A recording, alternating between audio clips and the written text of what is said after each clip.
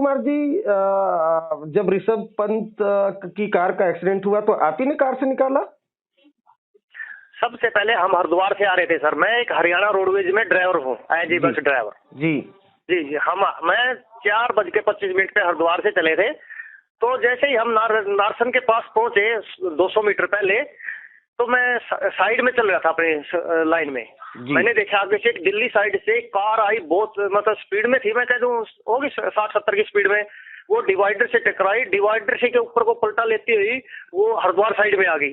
मैंने देखा भाई ये तो गाड़ी बस के टकराएगी, इसको बचा ही नहीं सकता, तो हम मरेंगे। क्योंकि मेरे पास 50 मीटर का फासला था। मैंने क्या करा, तुरंत तो सर्विस लाइन से हटा के गाड़ी फर्स्ट लाइन में डाल दी। वो गाड़ी सेकंड लाइन में निकल गई।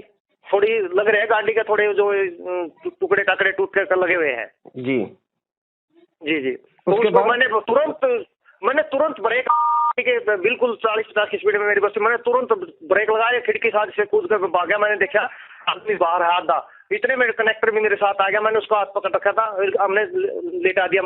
हमने देखा भाई मर गया है, ये देखा भी ये मृत्यु हो चुकी इसकी, सही बताऊं जी। हमने लेटा दिया उसको। मैं भाग के गया गाड़ी की तरफ, कोई दूसरा पर्सन तो नहीं है। तो मैं देखने लगा, उसमें आग जल रही, थोड़ी थोड़ी चिंगारियां शुरू हुई थी, मतलब जैसे हल्की फुल्की आग थी। मैंने देखा, लगा बोले तू पीछे जा। मैं बोले भाई साहब, उससे पूछा मैंने कि साइड में ही था बिल्कुल नजदीकी 2 कदमों पे। मैं कहा इसके अंदर और कोई पर्सन है इसके अंदर? और बोले नहीं, मैं अकेला ही था। फिर उसने बाद में बताया कि भाई मैं ऋषभ पंत हूँ, क्योंकि मैं क्रिकेट के बारे में इतना जानता नहीं ना, मैं क्रिकेट का शौकीन। वो बोले कनेक्टर, ये तो इंडियन क्रिकेट का खिलाड़ी। मैं यहाँ क्या कर रहा है यार, इंडियन क्रिकेट का खिलाड़ी यहाँ क्या करने आएगा ये? ठीक है।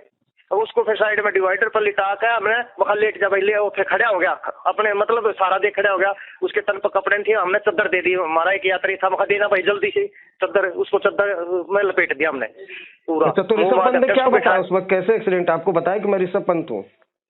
हाँ, ऋषभ पंत ने ये बताया मैं ऋषभ पंत हूँ, क्रिकेटर ऋषभ पंत हूँ। अच्छा, उसके बाद फिर क्या हुआ? बात भी उसने कहा भाई मेरे पैसे हैं। मैं कहा पैसे भाई साहब, पैसे जितने इकट्ठे हुए, हमने पैसे सारे इकट्ठे करके उसके रोड से नाइट का टाइम है 5 बजे का, 520 का, उसके मैंने 7-8 हजार रुपए इकट्ठे करके मेरी सवारी ने उसके हाथ में दिया। एम्बुलेंस में बैठ रहा था, आप बात कर सकते हो उससे। उसके मुट्ठी में पैसे दे दिए। मैं कहा ये पैसे हैं भाई, आप अपने पैसे देखो। ठीक है। उसको अकेले तो आपकी जो बस थी वो पीछे जा रही थी? पीछे नहीं जा रही थी, मैं हरिद्वार से आ रहा था सर। अच्छा, ये मतलब आमने सामने का था? नहीं, हाँ, ये आ रहा था दिल्ली साइड से।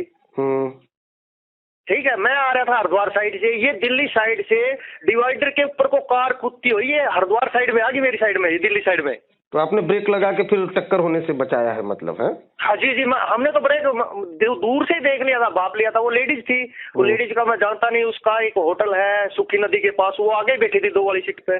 उसका पति था। वो बोला भाई साहब आप इसके पास कोई लेडीज आए ना, बस स्टैंड की बात है जी, इसके पास लेडीज को बिठा दी हो। क्योंकि वो फर्स्ट एक लेडीज थी हरिद्वार में, जो एक ही पहली वही बैठी थी मेरे पास सवारियाँ। तो फिर ऋषभ पंत ने क्या कहा, कैसे आप लोग उनको अस्पताल लेकर मतलब भेजे? अस्पताल नहीं लेके गए सर, हमने तो उसको एम्बुलेंस में बिठा दिया। कनेक्टर ने एम्बुलेंस को फोन किया था, मैंने पुलिस को किया था, मैंने नेशनल हाईवे को फोन किया था। नेशनल हाईवे से कोई जवाब नहीं आया। तो इतने में एम्बुलेंस आ गई 15-20 मिनट के बाद। तो ऋषभ पंत और क्या क्या बोल रहे थे आप लोग से जब एक्सीडेंट हुआ? क्या हड़बड़ाए हुए थे? क्या चोट लगी, खून बह रहा था?